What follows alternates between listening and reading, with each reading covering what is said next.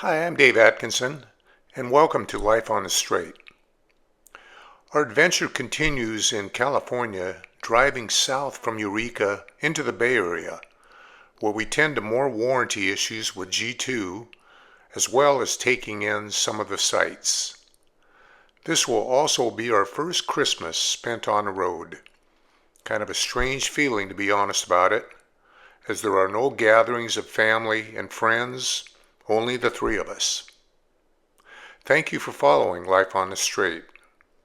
If you enjoy this content, please subscribe to this channel, which is free, and like and share as well. We departed the Eureka area on December 15th for a 300-mile trip to Vacaville. The weather was all-day rain, at times coming down in buckets. Driving south on US 101 was an experience as we traveled through Humboldt Redwoods State Park. At times, the massive trees were just a few inches away from the white stripe signifying the edge of the road's asphalt surface. I really had to hug the center line and at times go over it, as I didn't want to hit the tree with my right side mirror. As we were driving through the redwoods, the panel for the leveling jacks began beeping with a red indicator light coming on, signaling that the jacks were deploying. That could take the wind out of your sails, barreling down the road and suddenly have your jacks deploy. I pulled off the road as soon as I found some room so I could get out and visually assess the situation.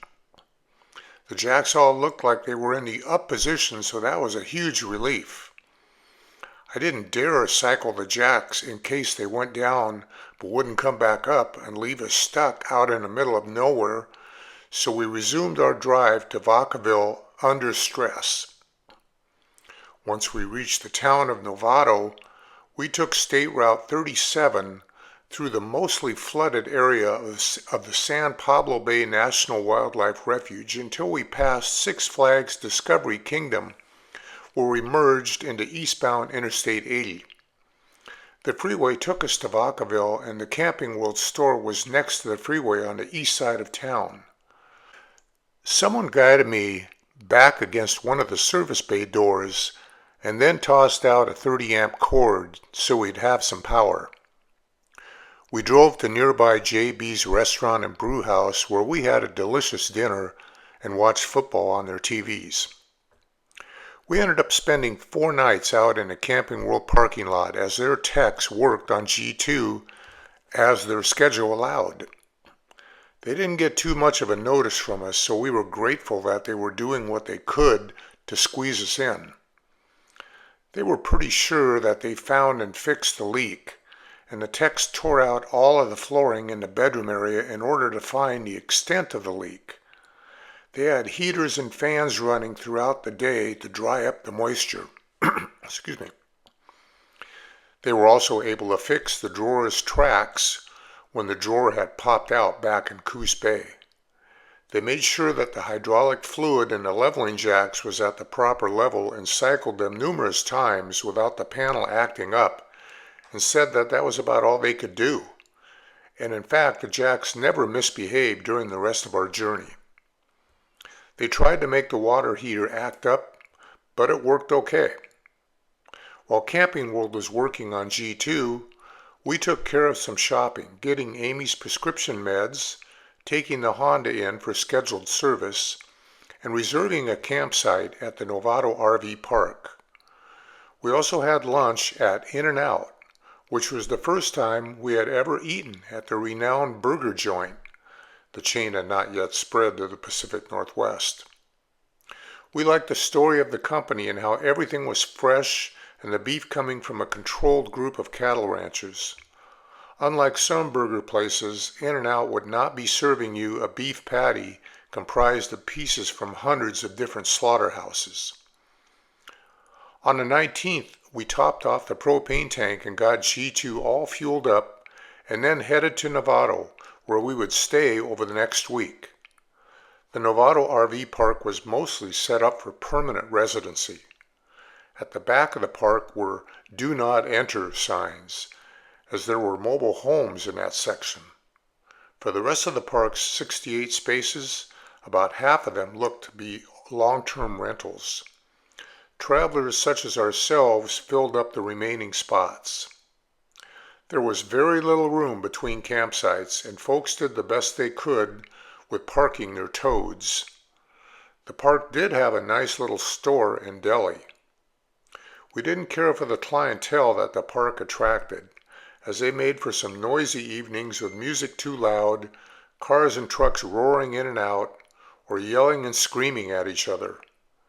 It was not our kind of park, but we were finding out that in California, quality RV parks were few and far between.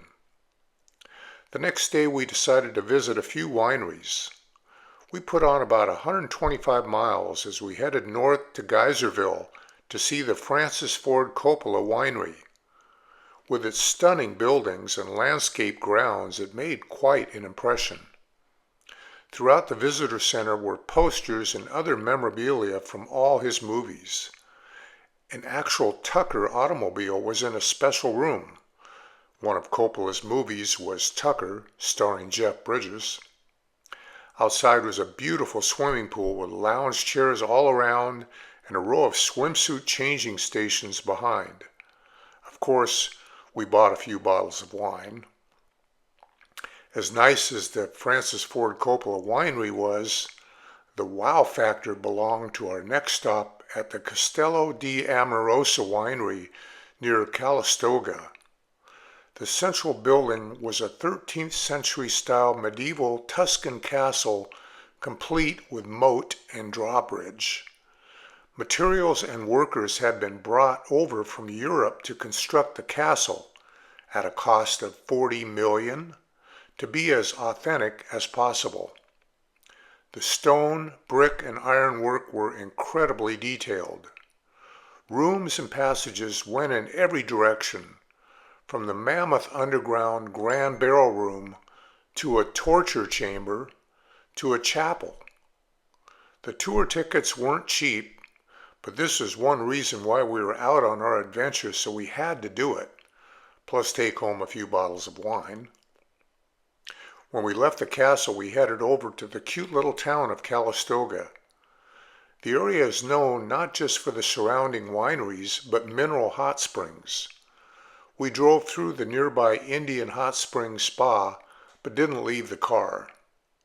In town, we had some lunch and snooped in a few shops, and then it was down to Napa to visit the Buttercream Bakery and Diner, a place where our friends from Longview loved to come to whenever they were visiting.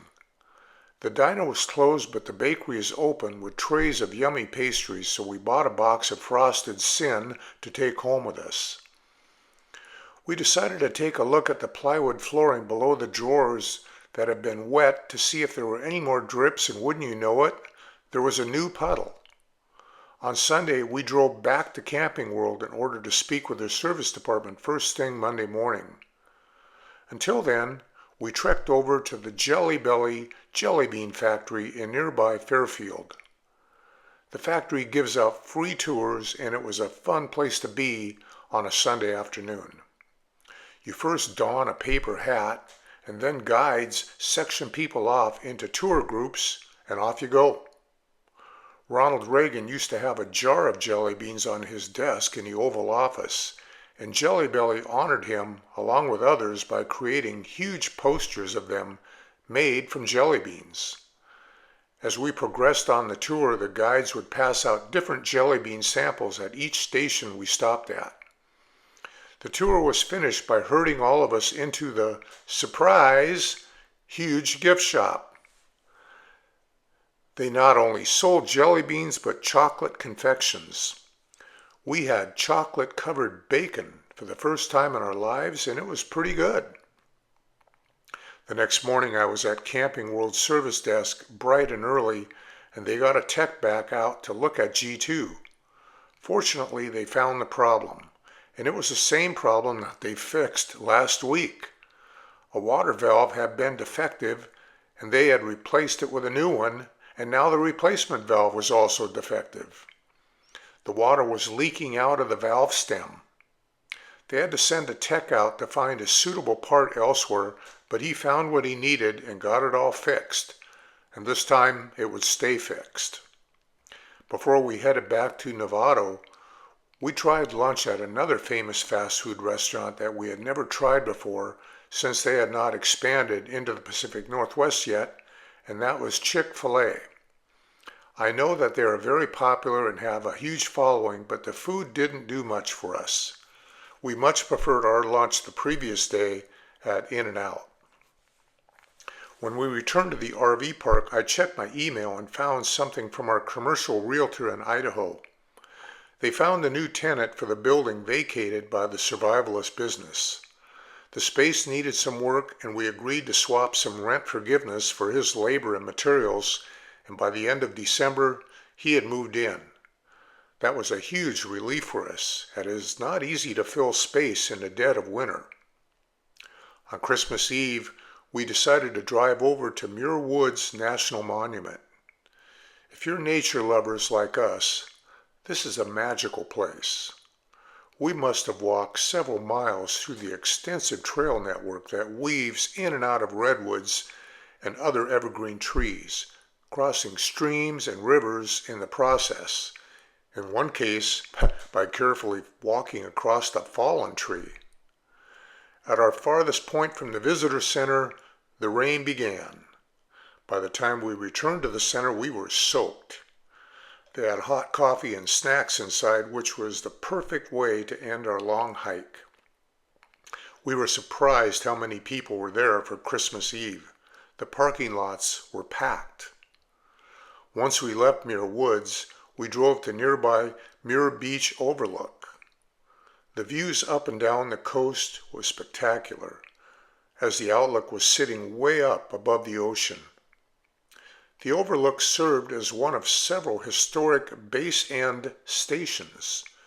During the war years, when the United States was fearing an invasion, the stations could view any ships and then triangulate with other base end stations along the coast in order to obtain a fix on their position. Leaving Muir Beach Overlook, we took State Route 1 north to Stinson Beach. Amy and I parked the car and walked along the beach for a bit, and then we resumed our trip north to Point Reyes Station, where we took a right turn and headed back towards Novato. By then the weather had completely cleared up, with crisp blue skies guiding us home. This had probably been one of the most enjoyable Christmas Eves that we had ever spent together. On Christmas Day, Amy and I drove around the Novato area just trying to find a place that was open. As luck would have it, we stumbled upon a Chevy's Fresh Mex restaurant. We had never heard of the place before, but it was a small, 20-some restaurant chain that stretched from California to Florida to New York to Minnesota. It was a wonderful early dinner, but a strange one at that. At this time, the previous year, we were celebrating a holiday with family in Stanwood, with Gypsy parked in her driveway after she had just received 7 Christmas presents in the form of new tires. Now here we were, a little over 7 months into our adventure, celebrating Christmas in a strange town between the 3 of us, Amy, Buzzy, and me.